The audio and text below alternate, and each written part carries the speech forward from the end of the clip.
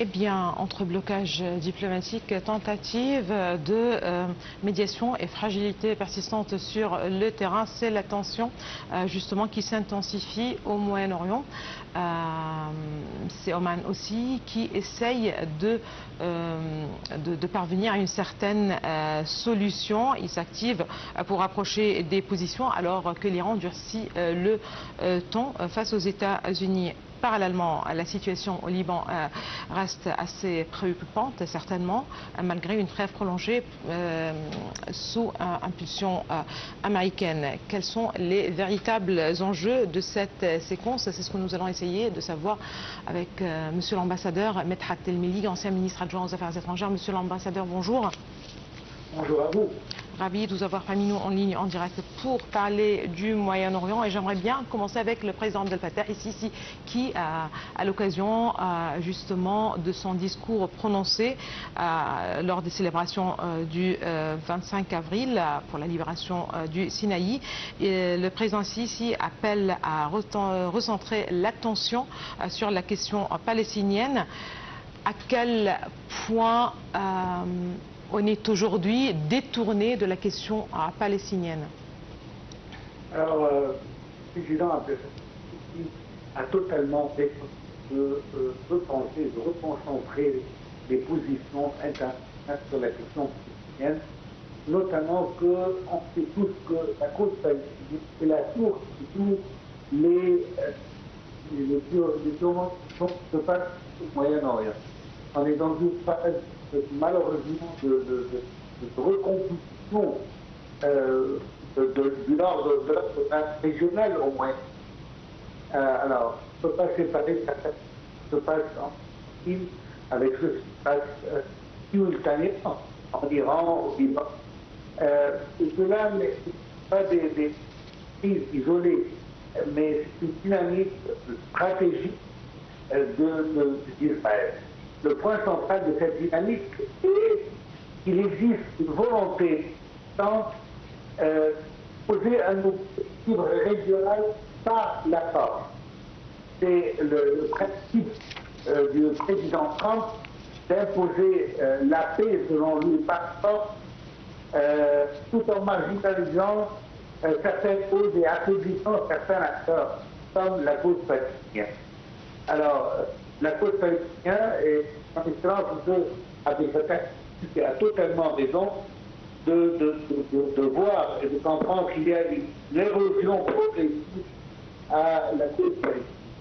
Et d'ici, il y a l'importance de reconcentrer les attentions sur la cause palestinienne. N'oublions pas que malgré l'accord signé, Israël ne veut pas toujours bouger pour commencer la deuxième phase de l'accord historique à Sharm el-Sheikh, tout simplement parce que cela va exiger un retrait israélien des territoires palestiniens.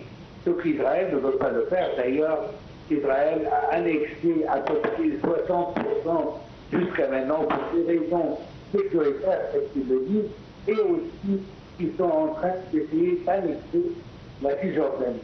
Alors, sur ces fronts palestiniens, il y a un retrait, un recul complet, notamment de la communauté internationale, qui est totalement absorbée par la crise iranienne, le flux de l'approvisionnement, les prix du pétrole et tout cela, ce qui a marginalisé à un certain degré la cause palestinienne, et ce que le président Abdel Fattah a dit qu'il essaye à tout prix de reposer devant la communauté internationale.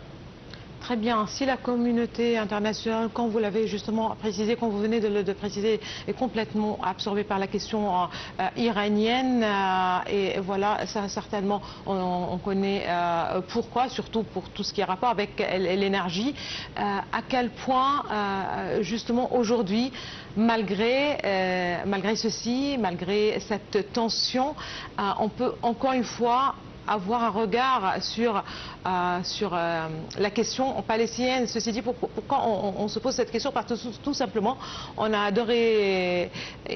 bien insisté sur le fait que le règlement de la question palestinienne serait à l'origine du règlement de tout conflit dans la région. Effectivement. Alors, comme le président avait fait, si veut trouver une solution finale au conflit du Moyen-Orient, alors il cherche à résoudre les sources ou l'axe des problèmes, qui est la cause palestinienne. La cause palestinienne, c'est pour laquelle l'Iran s'est mêlé des affaires du Moyen-Orient pour aider les Palestiniens tel qu'elle le pensait. C'est pour ça qu'il y a aussi le Hezbollah au Liban. C'est pour ça qu'il y a tous les branches de l'Iran pour pouvoir résoudre ce problème. Et ici, le président de Sisi a insisté qu'on doit commencer par la raison principale. Si la question est de résoudre le problème et non gérer les conflits. Parce que ce que la communauté internationale, notamment les États-Unis, est en train de faire, c'est de gérer tout simplement les conflits et non de trouver une solution finale à tout cela. Jusqu'à maintenant, malgré les efforts déployés par les États-Unis par son plan, le plan du président Trump, qui a été signé à Sharm el-Sheikh, on ne parle pas de manière claire d'un État palestinien. D'autre côté, il y a un point très important que nous, on fait face à un État expansionniste, colonialiste, qui est l'État d'Israël. Depuis sa création, Israël n'a jamais essayé de fixer de manière définitive les frontières. Et cette décision n'est pas une raison, à cause de raisons techniques, mais plutôt pour des raisons stratégiques. Parce que cela nous permet toujours de maintenir une capacité d'expansion et de colonisation, que ce soit sur le territoire palestinien ou que ce soit sur le territoire syrien ou libanais. Et il laisse toujours la porte ouverte à des ajustements et annexes territoriales futures. Et du coup, je trouve qu'on doit à tout prix commencer à traiter la cause principale du problème du Moyen-Orient et l'occupation israélienne sur l'État palestinien.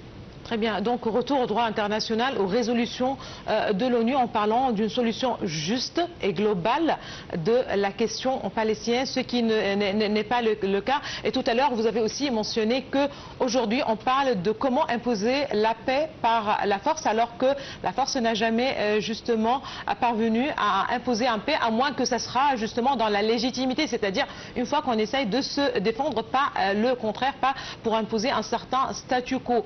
Aujourd'hui, trouvez-vous qu'il y a toujours, c'est-à-dire que les appels se multiplient, c'est le président Sisi qui compte aussi sur la position constante de l'Égypte vis-à-vis de la question palestinienne, vis-à-vis du droit international également.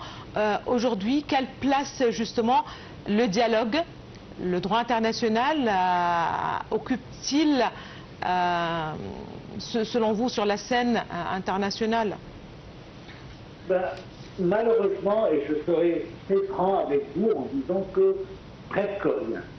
Nous faisons face à deux pays, que je parle ici de manière précise, Israël et les États-Unis, oui, qui n'ont aucun respect pour le droit international. Ce sont deux pays qui sont libérés totalement de tous les règles d'engagement du droit international et du droit international humanitaire.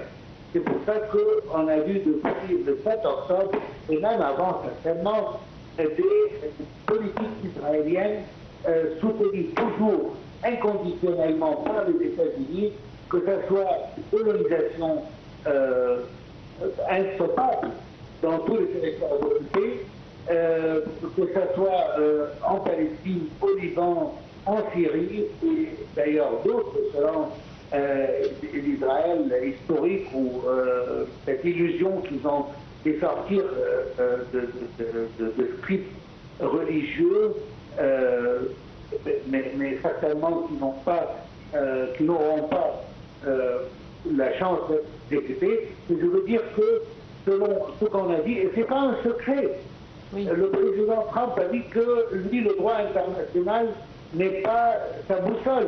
Sa boussole parvient de lui-même. Le Premier ministre israélien a parlé à plusieurs reprises que la sécurité d'Israël est beaucoup plus importante que le droit international et le respect du droit international. La seule chose qu'on a vu changer dernièrement, c'est la position qui devient de plus en plus progressive de la part des pays européens. Alors là, on voit des situations qui s'arrangent avec les positions des pays du Moyen-Orient, plus ou moins, et il y a une divergence des positions entre les États-Unis d'un côté, Israël certainement, et les pays européens. Alors, le droit international avait son importance, mais il ne joue pas le rôle pour Israël et les États-Unis qu'il joue dans la vie des autres pays qui le respectent, même que les Égyptes et les autres pays. N'oublions pas que l'attaque pour l'Iran était sans une décision judiciaire. Il n'y avait aucune raison pour cette attaque illégale contre l'Iran. L'Iran, de son côté, a aussi commis des fautes stratégiques en attaquant les pays du Golfe. Alors, ce qui a créé un certain chaos dans la région. Le plus important, c'est de mettre une pression réelle sur les États-Unis pour pouvoir convaincre Israël d'arrêter toutes ces agressions et de commencer à contempler d'une manière sérieuse la possibilité de créer vraiment la paix au Moyen-Orient en pensant aux peuples palestiniens d'une manière ou d'une autre. Ce qu'on ne voit pas se réaliser jusqu'à présent, malheureusement. Très bien. Alors, justement, c'est intéressant de voir que si l'opinion publique mondiale a changé au cours des dernières années vis-à-vis de la question palestinienne, les choses sont beaucoup plus claires pour l'opinion publique en général. C'est-à-dire qu'aujourd'hui, on peut avoir un regard encore plus correct, plus juste vis-à-vis de la question palestinienne, mais aussi c'est une question d'intérêt quand ça touche l'économie. Et c'est ce qui s'est passé avec le détroit d'Ormuz et justement des tensions dans la région qui affectent l'économie du monde, ce qui devrait ou pourrait justement faire bouger un petit peu les choses. C'est-à-dire qu'aujourd'hui, l'Europe en souffre justement suite à cette escalade dans la région. À quel point l'économie joue-t-elle un rôle aujourd'hui? C'est-à-dire c'est devenu encore crucial pour le monde entier de trouver une solution, parce que ce n'est pas seulement des slogans qu'on va justement prononcer ou lancer, mais ça a aussi un impact sur l'économie mondiale. Effectivement, alors il y a deux blanches claires en ce qui concerne les chaînes d'approvisionnement mondiales. Il y a de pétrole très limité de la part des pays du Golfe et de l'Iran. Il y a des problèmes en ce qui concerne les voies maritimes internationales, et certainement tout cela affecte les économies de tous les pays du monde. Et d'ailleurs, une des analyses qui sont assez claires, c'est que la guerre n'est pas vraiment menée contre l'Iran de la part des États-Unis, mais c'est plutôt une guerre contre la Chine. En essayant de limiter ces approvisionnements de pétrole, premièrement avec la Venezuela, et puis avec l'Iran maintenant, de sorte de priver l'Iran de sources principales de pétrole dont elle a besoin de la part de ces deux pays. Alors, ce que je veux dire maintenant, c'est que même après l'arrêt de la guerre, ce qui n'est pas fait, on est dans une situation très ambiguë entre la guerre et la paix, en ce qui concerne le dossier iranien, et que tout peut exploser à n'importe quelle minute. Jusqu'à maintenant, on n'a pas entendu des résolutions finales pour ce conflit, notamment parce qu'Israël peut toujours continuer et que les États-Unis, de son côté, cherchent à fermer ce dossier d'une manière qui va sauver face au président Trump, tout simplement parce qu'il a des élections très importantes devant le Sénat et le Congrès américain, ce qui peut menacer la majorité dont il est actuellement avec une majorité républicaine qui peut changer en majorité démocrate, ce qui peut être face à un pays politique pendant la deuxième moitié de son terme 4 ans. Alors, il y a plusieurs problèmes ici, mais les défis seront grands. Je pense que les pays du Golfe aussi vont se concentrer intérieurement avant de penser à investir à l'extérieur de leur pays pour rétablir la paix dans leur vie économique des pays du Golfe, et que cela peut même affecter les autres pays qui sont intéressés à recevoir des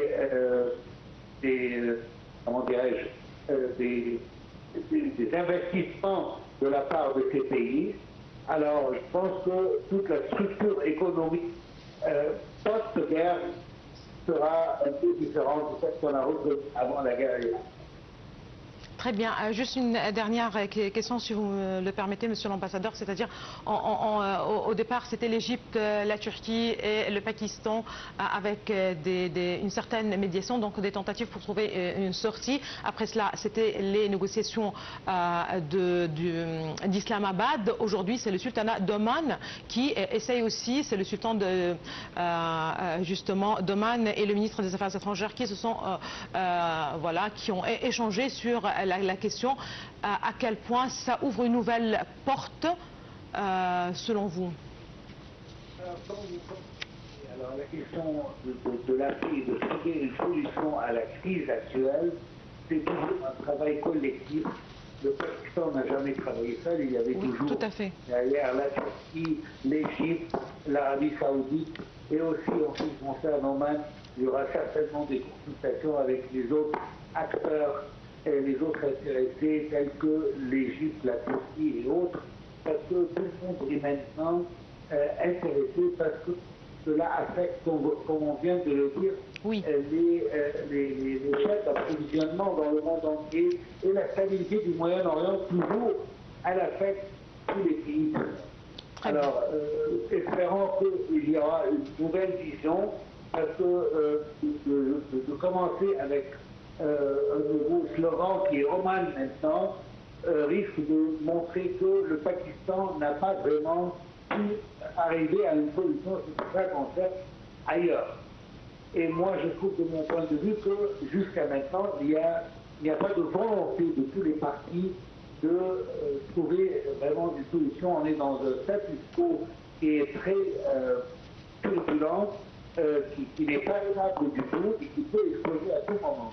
Alors, on essaye de trouver des solutions pacifiques pour un problème qui est loin dans l'histoire. Alors, on parle de 2 points très importants. Le premier, c'est les capacités nucléaires iraniennes et comment est-ce qu'on peut trouver une solution entre les deux puissances.